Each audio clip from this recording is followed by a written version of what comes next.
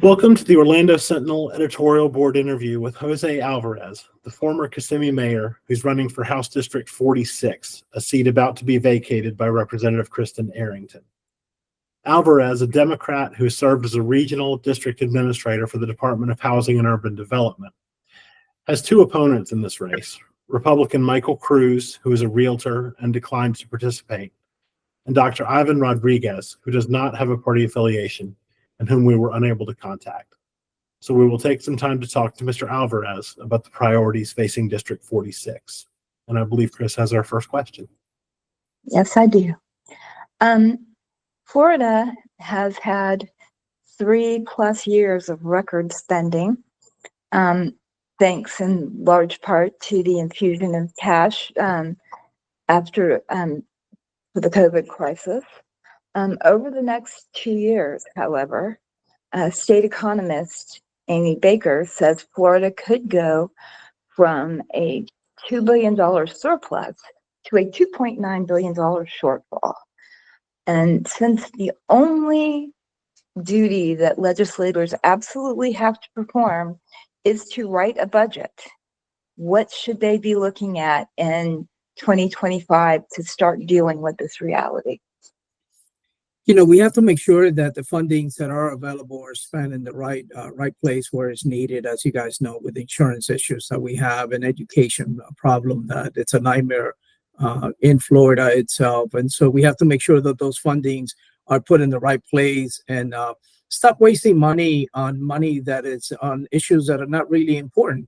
Last session, over $3 billion were given over to insurance companies that really didn't do any help for high price cost of insurance. And so we need to start trimming that fat and putting the funding where it truly needs to be.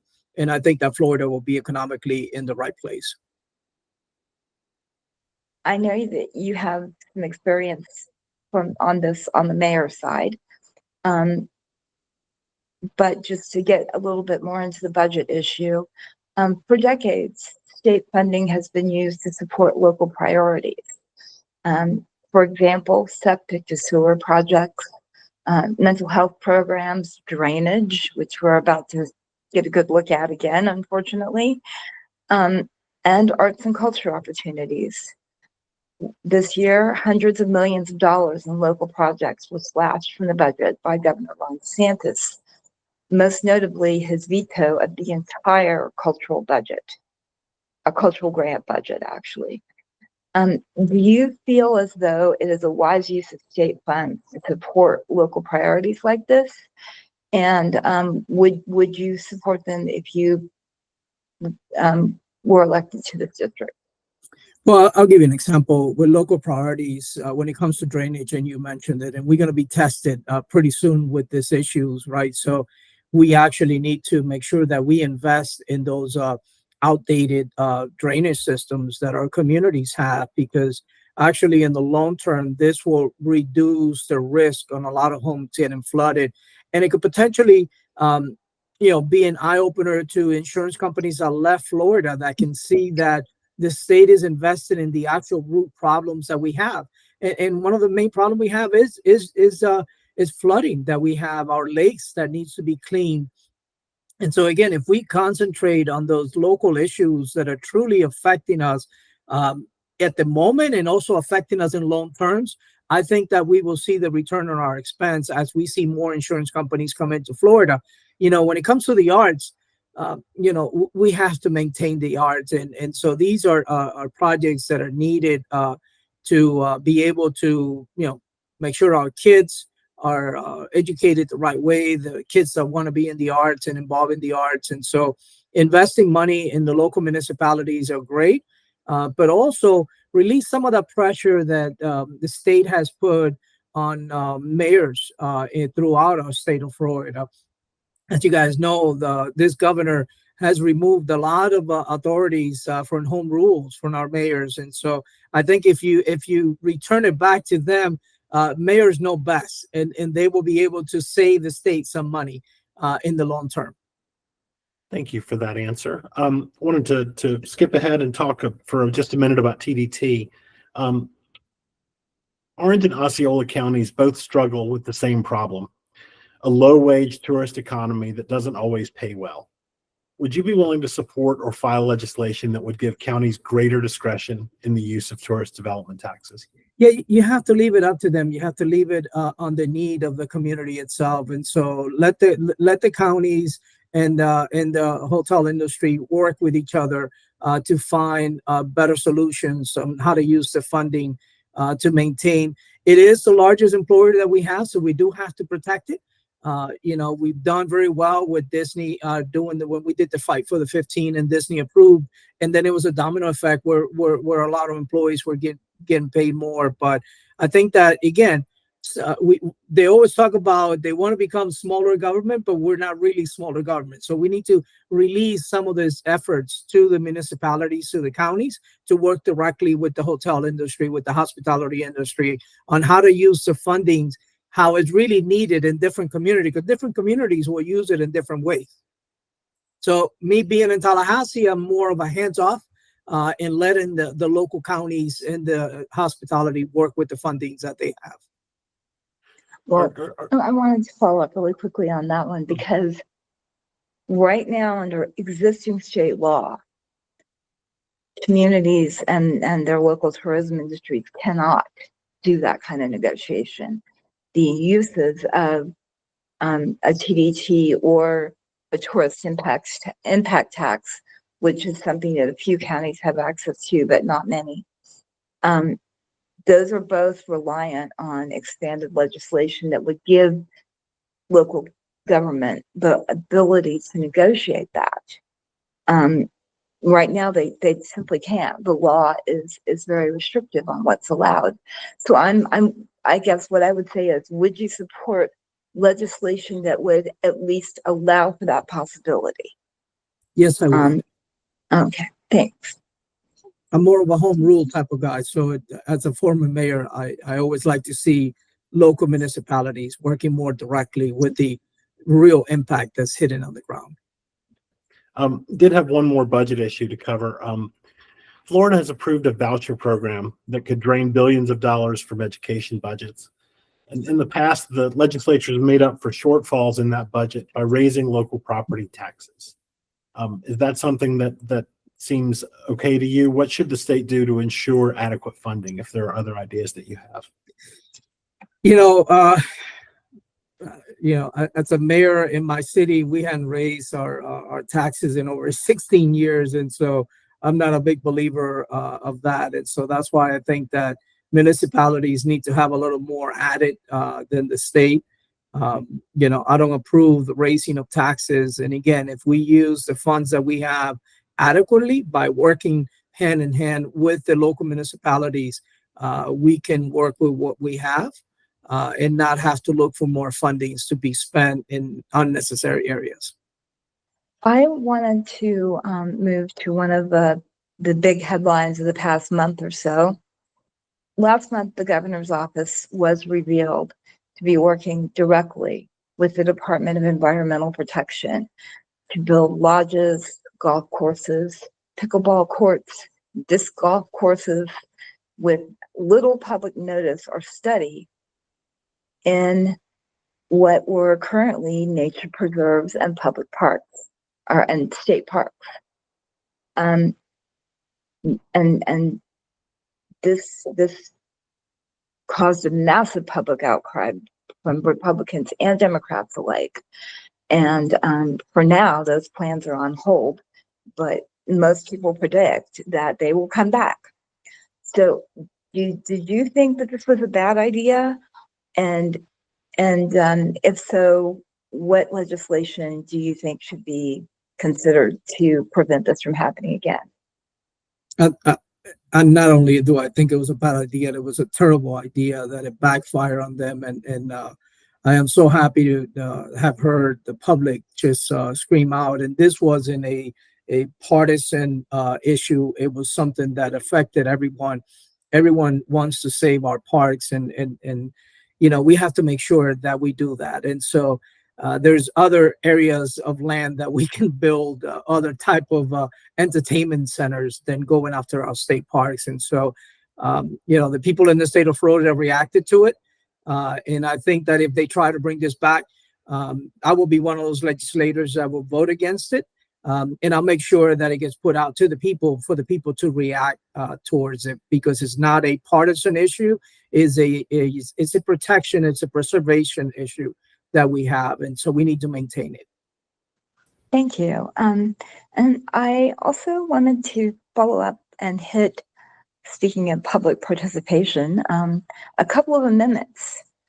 Could you give us first your position on Amendment 3, the personal use of marijuana?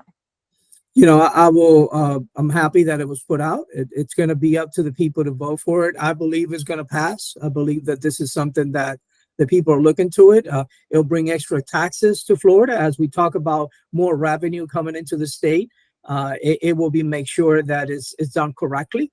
And so I think it's great, and the people will react from it. And it will actually bring a lot of voters that were thinking of not coming to vote to actually go and exercise their right. And so I'm in favor of it, and I know that the people will vote yes on Amendment 3.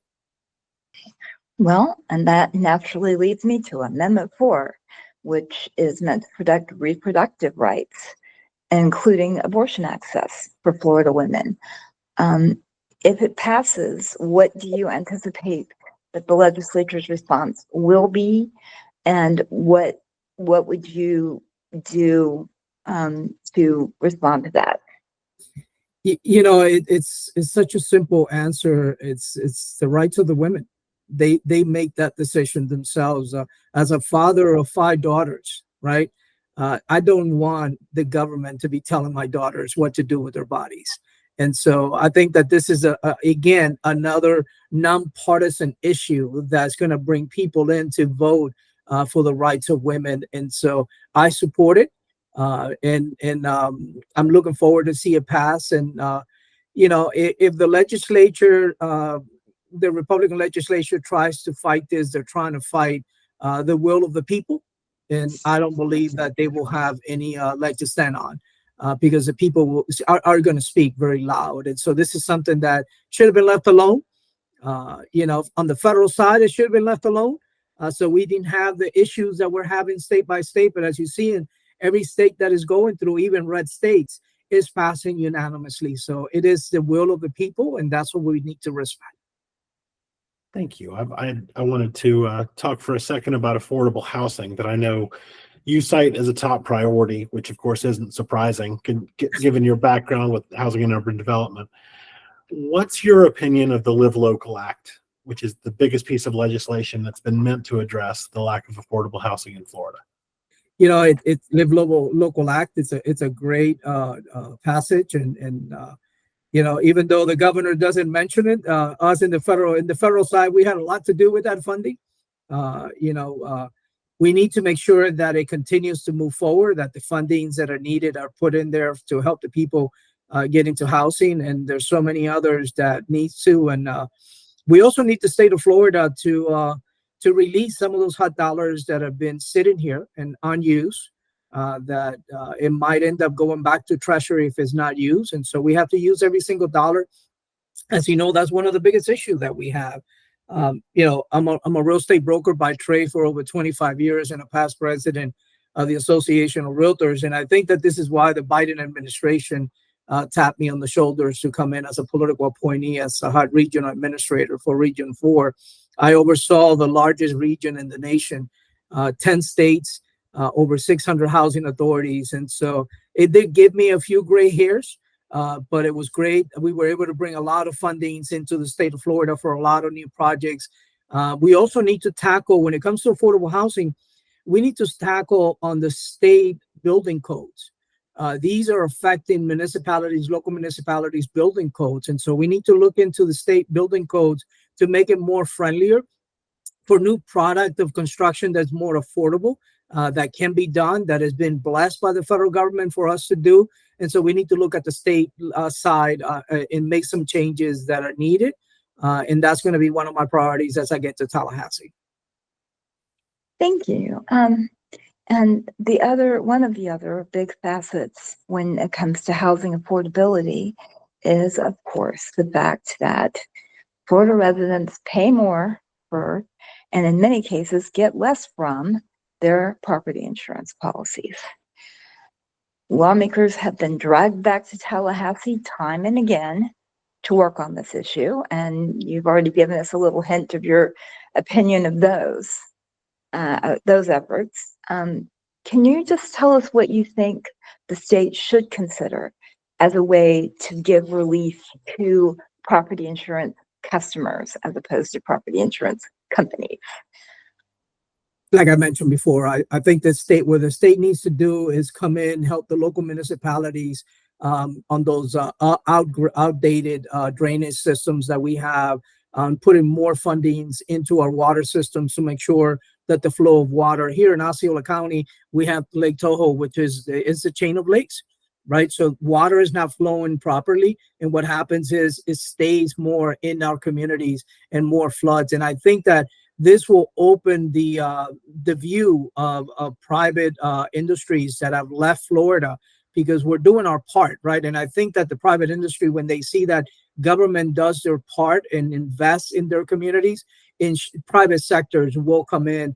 Well, at the end of the day, what we need to do is create a great competition on insurance companies, and this is what will bring our costs down. So we need to make sure we help those local municipalities and give them the assistance that they need. And so I call it the lowest hanging fruit, right? It's invest in your community to make sure that we invest in them, avoid problems at the moment as we're waiting for the Hurricane Helene to come in, and also future tornadoes or hurricanes that will come in, catastrophes that Florida get hit. And as you know, the biggest damage that we have is flooding in our homes. And so I know that the legislature has been trying to work on certain hurdles, but we really haven't hit the nail on the head where it needs to be, which is investment in your local communities to make sure that we take away those future risks of flooding. Thank you. We've covered quite a lot of ground. I did have one more question, and this is more of a process question. There is a lot of other issues we could definitely get to. Democrats are seriously outnumbered in both chambers of the legislature right now. And while they may retake some seats and even erase that 2/3 majority, it is numerically unlikely that they will regain control. So should you win election to this seat, what would you do to make sure that the needs and the priorities of your community are adequately represented? I'll do the same thing as when I was mayor, right? So I was raised a Democrat, even though the mayor's seat was a nonpartisan seat, but everyone knew that I was a Democrat. But yet when I went to Tallahassee, I went with the problem and in a solution to the problem. And I spoke to both sides of the aisle. So on issues that are affecting the people in my district and in the state of Florida, we need to put party beliefs aside, and we need to come to a solution of fixing the issues. I think if we do that more, we'll be more successful. I'm pretty sure that at least we will take that super majority away and we will become majority, which then the legislature, the Republican side, will need us to come in and actually be able to voice our opinions on it, which lately they've been shutting them down and not being able to speak. But again, it's working across the aisle, making sure on the issues that are affecting us.